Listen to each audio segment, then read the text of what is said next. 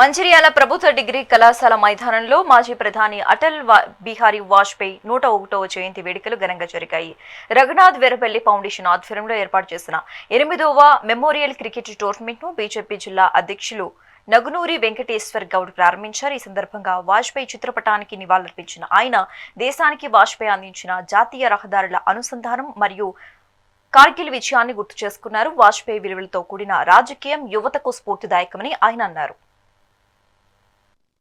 Bharatiya Janata party వ్యవస్థాపకుల్లో ఒకరైనటువంటి గౌరవనీయులు అటల్ బిహారీ వాజ్పేయి గారి యొక్క జన్మదినాన్ని ఈరోజు డిగ్రీ కాలేజ్ గ్రౌండ్ లోపల ఘనంగా నిర్వహించుకోవడం జరిగింది.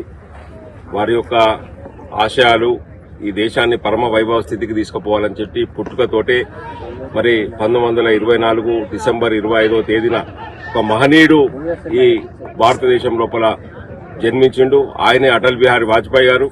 వారు జన్మతఃనే ఒక కవి కడుపు లోపల పుట్టినటువంటి పుత్రుడు. ఆయన జీవితాంతం వరకు ఎన్నో కవితలతోటి రాజకీయంగా ఎంతో ప్రేరణ మరి ప్రజలకు భారతీయులందరికీ కూడా ఎంతో ప్రేరణిచ్చినటువంటి గొప్ప మహనీయుడు అటల్ బిహారీ వాజ్పేయి గారు.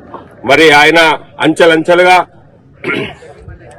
క్విట్ ఇండియా ఉద్యమం లోపల పాల్గొన్నారు. భారతదేశ స్వతంత్ర పోరాటం లోపల అనంతరము మరి భారతీయ జనసంఘ లోపల ఉండి ఈ దేశానికి ఒక దిశ మార్చేటువంటి కార్యక్రమం లోపల వారు వినూతనమైనటువంటి పోరాటం చేసి ముందుకెళ్లడం జరిగింది. మరి ఎమర్జెన్సీ లోపల వారు జైలుకి వెళ్లడం జరిగింది. జైలు లోపల కూడా జైలు జీవితం అనుభవించి దేశం కోసం మన త్యాగాన్ని చేసినటువంటి వ్యక్తి మహనీయుడు.